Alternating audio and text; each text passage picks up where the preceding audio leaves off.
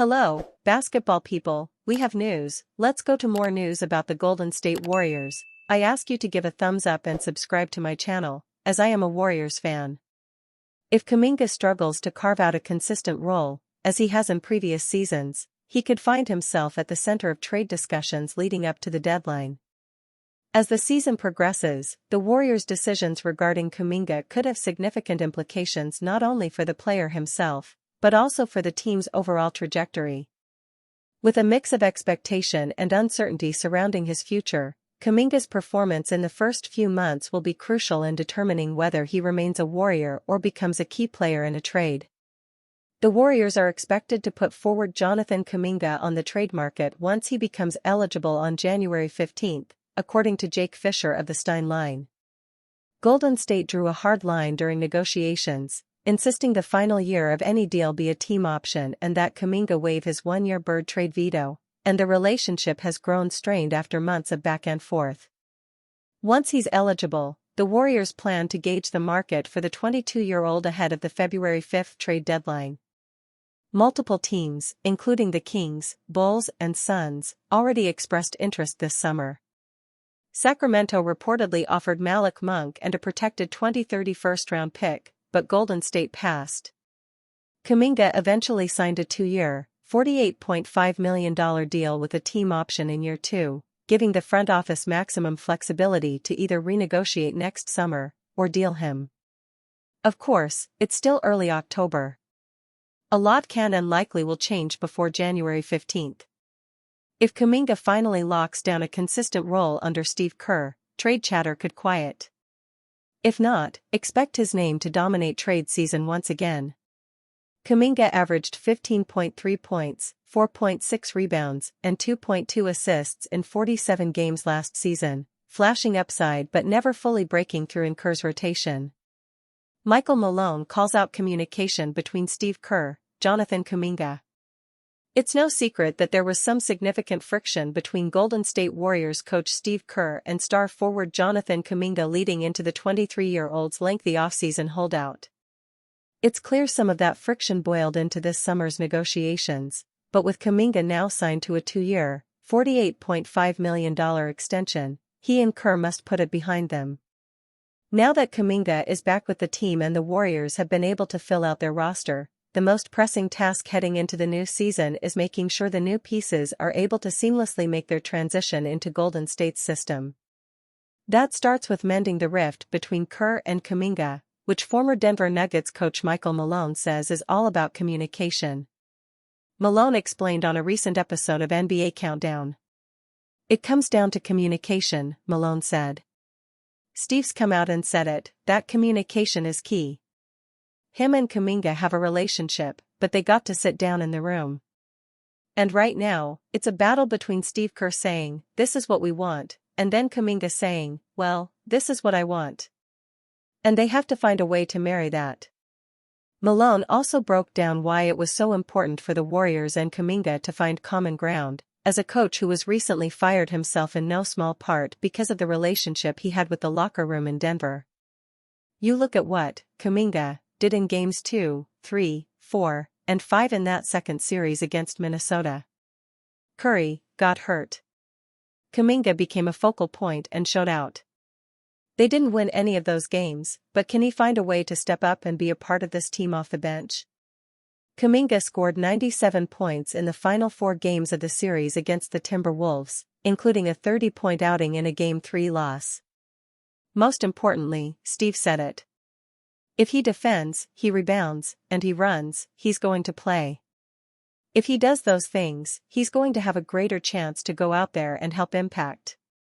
And I feel, as you mentioned with my experience with Michael Porter Jr., I think Kuminga closes a lot of games because he's too young, too athletic, and too talented for them not to. The Golden State Warriors are set to open the season against the Los Angeles Lakers on Wednesday, October 21st, in a nationally televised game on NBC. Moody balls out as Warriors win versus Lakers to open preseason. Warriors get back into the groove at Chase Center behind Moody's 19 points in 15 minutes. Weeks went from battles with MJ to a long The Warriors beat the Lakers 111-103 to start their 2025-26 preseason. And before you start with "it's just preseason" disclaimers, understand what this organization has built. Since 2020-21, Golden State is now 21-4 in exhibition play. That's an 85% winning percentage in games that supposedly don't matter, but seem to matter a whole lot to an organization that prides itself on keeping players engaged and ready.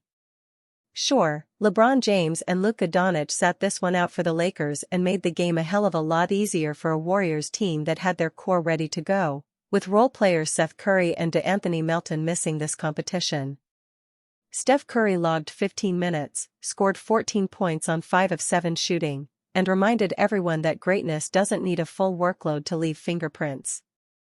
The Warriors shot 46.4% from the floor and 39.5% from three, building a 24-point lead before emptying the bench and letting deep rotation guys get meaningful minutes. This is how you use October. Not as a formality, but as a laboratory where habits get reinforced and young talent proves they belong. The Warriors went 5-0 in preseason during 2021-22 and won the championship. They're treating this exhibition schedule with the same intensity, the same commitment to execution, the same refusal to coast just because the games don't count in the standings. Additionally, I'm sure a ton of Dub Nation observers were excitedly waiting to see what young athletic wing Jonathan Kuminga could provide this game after his contract dispute was the dominant storyline of this summer's offseason. Not everybody was pumped about his performance. But he added another layer to this depth showcase. His 5 points, 6 rebounds, 4 assists in 15 minutes with a +7 were solid. Those assist numbers tell you wasn't just hunting for his own shot, and this rebound numbers show that when he's engaged he can absolutely help out the glass. He's reading the floor, making the right pass, operating within the framework that turns talented players into winning pieces. It was another Warriors lottery pick from 2021 that turned the game on its head though. Moses Moody, the number 14 pick in that draft, had a heck of a game, with timely offense and aggressive, rangy defense. Moody walked into this game and dropped 19 points on 7 of 9 shooting in just 15 minutes, going 5 of 7 from 3. His +- of +21 was the highest in the game. When your young wing operates with this kind of surgical precision within the system, you're not hoping for development. You're watching it happen in real time. By the way, newly acquired 19th-year veteran center Al Horford brought some good vibes from his championship tenure in Boston. His passes were smart, his defensive instincts were sharp, and he showed off the long-range shooting capability with a catch-and-shoot triple that was all quick trigger. I was genuinely excited watching him anchor the Warriors' defense while stretching the floor on the other end with confidence. Pairing him with sophomore Quentin Post as double-stretch bigs could be an intriguing lineup tweak for a team that needs to do all it can to give Curry and Butler, and Kuminga, some operating room. The assist differential tells you everything about how this game was controlled. 35 assists for the Warriors versus 25 for the Lakers. The sound of the ball humming in the Dubs' offense whipped the Chase Center crowd into a frenzy. Here's the number that pops off the stat sheet: 23 fast break points for Golden State, 5 for the Lakers. When you're generating that kind of transition dominance while holding a team to 5 fast break opportunities, you've dictated tempo from opening tip to final buzzer. The Warriors forced 19 turnovers, generated 11 steals, and turned defensive chaos into the kind of easy offense that wears opponents down. The season hasn't officially started, but the foundation is already being tested and proven sound. Excellence isn't seasonal. It's structural. Jonathan Kuminga has already proved Warriors right after only one preseason game. There's been significant contrast in the outlook on Jonathan Kuminga's game over his first 4 years in the league, often leading to tension surrounding his role and most recently, of course, the long free agency stalemate between the Golden State Warriors and their young forward. Kuminga has wanted to be the kind of volume scorer that defines many of the stars around the league, yet the Warriors have viewed his best impact as taking on many of the other aspects that can prove so critical to winning. The 22-year-old might have proved the Warriors right in their preseason opener against the Los Angeles Lakers on Sunday, with Kuminga providing an unusual but significant performance that will hopefully be a sign of things to come. Jonathan Kuminga brought positive impact in different ways on Sunday. Kuminga has often been characterized as an extremely talented but erratic scorer in his career to date, yet his first-up performance on Sunday belied that reputation in his just under 15 minutes off the bench. The former 7th overall pick got better as the game went on and was a big part of Golden State's 24-8 run early in the third quarter that broke the contest open. Yet his impact during that stretch didn't come through his scoring, but rather his playmaking as he delivered some gorgeous passes in transition to teammates cutting to the rim. Kuminga had 4 assists in less than 15 minutes, which combined with his 6 rebounds and a block, provided a multifaceted game that Steve Kerr and the Warriors have so often wanted from him over recent years. It was rather unusual to see Kuminga make a concerted effort to find his teammates, particularly in moments where he may have had a right to hunt his own shot. That's not to say his scoring talent wasn't on display, having produced a highlight in the first half when he cleverly got DeAndre Ayton in the air and finished underneath. That was one of only 3 field goal attempts for Kuminga in the game, having knocked down one of his 2 attempts from beyond the arc. While fellow 2021 lottery pick Moses Moody was the star, and Al Horford's excellent debut provided a big talking point, Kuminga quietly went about his work effectively.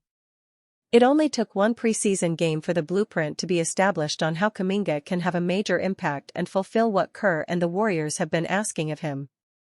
It's a positive start after such a tumultuous offseason, but it's also 1 preseason game and it remains to be seen whether it can be done on a consistent basis going forward. Warriors might have got a steal with Moses Moody's contract. Having signed the extension heading into his 4th season, Moody's new 3-year, $37.5 million contract is now officially underway. Sunday's preseason opener against the Los Angeles Lakers was the first outing on the new deal, and early impressions suggest Golden State might have pulled off a heist in getting Moody on such a low number. Along with the debut of free agency addition Al Horford, Moody was clearly the biggest positive to take from the 111-103 victory. The 23-year-old had a team-high 19 points on 7 of 9 shooting in just under 15 minutes, including going 5 of 7 from three-point range in a competent shooting display that solidified him as a likely starter going forward. Moody isn't going to be lights out every night like he was on Sunday, but there's no reason he can't be a 40% shooter from beyond the arc when he's being spoon-fed catch-and-shoot opportunities by Jimmy Butler, not to mention the passing of Draymond Green and Horford, along with the sheer space that Stephen Curry provides. Given he's also expected to take many of the point-of-attack responsibilities defensively, Moody could be the perfect complement to the veteran core and an integral piece of what the Warriors are trying to accomplish this season and going forward. If you've got a starting caliber player who can be a 40% three-point shooter while also capably guarding the opposition's most dangerous perimeter threat, that's an incredibly valuable player to have on your roster. It's even more valuable if said player is making less than $13 million annually over the next 3 years, providing the sort of worth that teams are craving for in today's CBA with the first and second tax aprons. Push past the entire Kuminga situation and the Warriors appear to have done incredibly well with this roster. Moody's deal looks team-friendly given his upside, while it only took 1 preseason outing for Al Horford's value to be on display. Even the Jimmy Butler extension in February that had many skeptical at the time has proven to be an excellent move to this point. There's still a lot to play out and real question marks on whether the Warriors can be true championship contenders, but the Moody extension already looks like one that could prove extremely fruitful for the franchise over the coming years. Steve Kerr confidently claims 2025-26 NBA season isn't Warriors' last dance. Steve Kerr confidently claims 2025-26 NBA season isn't Warriors' last dance originally appeared on NBC Sports Bay Area. The window on the Warriors dynasty certainly is nearing its end, but coach Steve Kerr is confident that the 2025-26 NBA season won't be the swan song for Steph Curry and Golden State's aging core. Kerr was on the famous 1997-98 Chicago Bulls team that earned the Last Dance moniker as the final season in a storied dynasty led by Michael Jordan, Scottie Pippen, and coach Phil Jackson. This iteration of the Warriors won't be the same final chapter, as Kerr explained to the SF Standard's Tim Kawakami on an episode of The TK Show. By no means am I looking at this as the last dance or my last dance, Kerr told Kawakami. I think this team, obviously Steph, Curry, Draymond, Green, and Jimmy, Butler, are signed for 2 more years. That Bulls team, everybody was a free agent. Michael, Jordan, Scottie, Pippen, Phil, Jackson were all free agents. It was very clear-cut and defined. We were also coming off back-to-back championships. Very unique situation. This is different. This is more of a traditional NBA situation where you got some aging stars, you're just trying to be good for as long as you can. You don't know if it's going to be this year or 2 more years or 3 more years. None of us have any idea. So, this definitely is not the last dance. Curry, Green, and Kerr have led the Warriors to 4 NBA championships, solidifying Golden State's place among the best dynasties in league history. While Curry, 37, Butler, 36, and Green, 35, make up one of the NBA's older cores, but the hope is their combined experience and generational feel for the game can make up for the tremendous amount of wear and tear on the trio's bodies from lengthy professional careers. The relatively small sample size is encouraging, as Golden State posted a 23-7 record in the regular season after acquiring Butler before dispatching the number 2 seed Houston Rockets in the NBA playoffs. Although the Warriors enter this season with high hopes, Golden State fans can rest easy knowing there still will be more Curry-led basketball on the horizon.